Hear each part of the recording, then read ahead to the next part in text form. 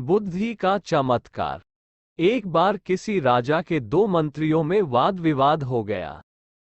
एक कहता था कि धन की प्राप्ति व्यापार से होती है, दूसरा कहता था व्यापार से नहीं बुद्धि से धन प्राप्त किया जा सकता है। इस बात पर कई दिनों तक उनका वाद विवाद चलता रहा और एक दिन आपस में हाथापाई हो गई। जाहिर है कि दोनों को दरबार में हाजिर होना पड़ा। राजा को जब उनके झगड़े का कारण बताया गया तो राजा ने उस मंत्री को अपने पास बुलाया जो व्यापार से धन की प्राप्ति मानता था। राजा ने कहा, जितना धन तुम्हें चाहिए वो खजाने से ले लो और इस बात को सिद्ध करके दिखाओ कि व्यापार से धन की प्राप्ति होती है। इसके बाद दूसरे की बारी आई। राजा ने पूछा, तुम्हें विश्वास है कि बुद्धि से धन प्राप्त किया जा सकता है? मंत्री ने उत्तर दिया, महाराज, बुद्धि के द्वारा संसार की हर वस्तु को प्राप्त किया जा सकता है। उसके लिए व्यापार ही जरूरी नहीं है। राजा ने कहा, ठीक है। और उसे कुछ ना देकर बिना वेतन अपने अस्तबल में घोड़ों की देखभाल का काम सौंप दिया। दोनों मंत्रियों को आदेश हुआ कि 6 महीने के अंदर अपनी बात प्रत्यक्ष करके दिखाएं, वरना दोनों को कड़ी सजा दी जाएगी। जिस मंत्री को खजाने से बहुत सारा धन मिला था उसने सारे शहर में दुकानें खोल दी और अधिक से अधिक पैसा बनाने के चक्कर में दिन रात परेशान रहने लगा। जबकि दूसरा अस्तबल में बैठकर सोचने लगा कि किस तरह पैसा बनाया जाए। तभी उसे एक तरकीब सूझी। उसने घोड़ों की लीद को सूंघना शुरू कर दिया। राजा के अस्तबल में 700 घोड़े थे और हर घोड़े पर एक सवार नियुक्त किया गया था। मंत्री को घोड़े की लीद सूंघते देख अस्तबल के कर्मचारियों में खलबली मच गई। वह मन ही मन डर गए कि ना जाने मंत्री क्यों घोड़े की लीद सूंघ रहे हैं। एक दिन अस्तबल के मुखिया ने मंत्री से पूछा, महाराज, आप घोड़े की लीद क्यों सूंघते हैं? मंत्री गंभीर हो गया और बोला, इस बात का पता लगाना चाहता हूं कि घोड़े कमजोर क्यों होते जा रहे हैं। मुझे अब मालूम हुआ कि तुम लोग कितने नमक हराम हो। घोड़ों के हिस्से का दाना खुद खा जाते हो और उन्हें केवल घास ही मिल पाती है। ये बात राजा को बतानी पड़ेगी। ये सुनकर मुखिया की जान संकट में आ गई और सोचा, अगर मंत्री ने यह बात राजा को बता दी तो सबको नौकरी से निकाल दिया जाएगा, साथ ही कठोर दंड भी मिलेगा। उसने सभी सवारों से पैसे इकट्ठे किए और एक अच्छी खासी रकम मंत्री के हाथ में देते हुए प्रार्थना की कि वो इस बात की चर्चा महाराज से ना करें। इस प्रकार कुछ ही दिन में मंत्री ने हजारों रुपए लाकर राजा के सामने रख दिए। मंत्री का ये कमाल देखकर राजा को आश्चर्य हुआ।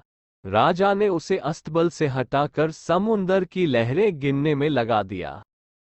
अब मंत्री जी सुबह से शाम तक समुंदर के किनारे बैठने लगे जैसे सचमुच लहरों को गिन रहे हों। एक दिन जहाजों के कप्तान ने मंत्री को समुंदर के किनारे बैठे देख लिया।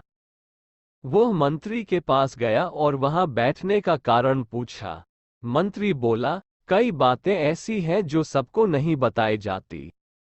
ये समझ लो कि महाराज ने लहरें गिनने का काम मुझे सौंपा है, लेकिन तुम्हारे जहाजों के आने जाने से लहरें टूट जाती है। इससे राजा की आज्ञा का पालन नहीं हो रहा है। ये सुनकर कप्तान डर गया कि कहीं मंत्री ने राजा से शिकायत कर दी तो मुसीबत खड़ी हो जाएगी। ये सोचकर उसने अपने मल्लाहों से बहुत सा धन इकट्ठा किया और मंत्री के हवाले करते हुए बोला कि महाराज से इस बात का जिक्र ना करें। मंत्री मन ही मन प्रसन्न हुआ।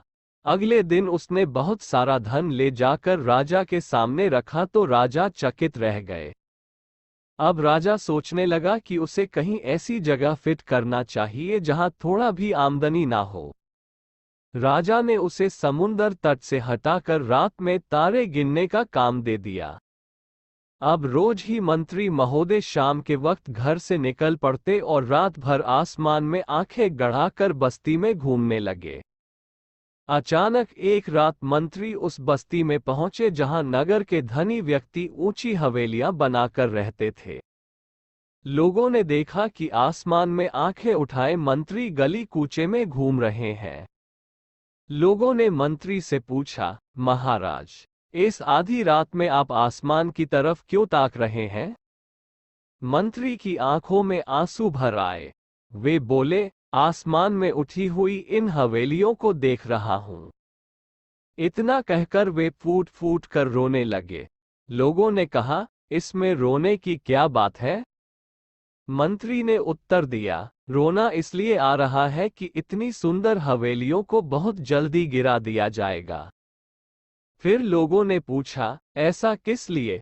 पूछने पर मंत्री ने बताया कि महाराज ने मुझे तारे गिनने का काम दिया है और तुम्हारी इन ऊंची हवेलियों के कारण मुझे इस काम में असुविधा हो रही है। इसलिए इन्हें गिराना पड़ेगा, तभी राजा की आज्ञा का पालन किया जा सकता है। ऐसा कहते ही बस्ती के लोग मंत्री के आगे हाथ जोड़कर बोले, आप राजा को समझाएं कि ऐसा नहीं हो सकता क्या, कि बिना इन्हें गिराए भी तारों को गिना जा सके। हवेलियां गिरा दी जाए तो हम लोग उजड़ जाएंगे। आप जितना पैसा चाहते हैं वो हमसे ले ले, लेकिन इन हवेलियों को बचा लीजिए। इस बार मंत्री ने बहुत बड़ी रकम बस्ती के लोगों से निकाल ली और उसे ले जाकर राजा के सामने पटक दिया। मंत्री की इस विलक्षण बुद्धि पर राजा की आंखें खुली की खुली रह गई। उसे विश्वास हो गया कि मंत्री सच कह रहा था कि बुद्धि के द्वारा संसार की हर वस्तु को प्राप्त किया जा सकता है। 6 महीने के अंदर मंत्री ने अपनी बात को प्रत्यक्ष कर दिखाया।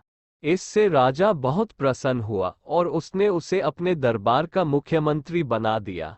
तो दोस्तों, ये कहानी आपको कैसी लगी कमेंट करके जरूर बताएं। दोस्तों, हर बार की तरह पूरी कहानी सुनने के लिए आपका बहुत बहुत धन्यवाद। कहानी अगर पसंद आई तो एक प्यारा सा लाइक कर दें, दोस्तों में शेयर करें और चैनल को सब्सक्राइब करें।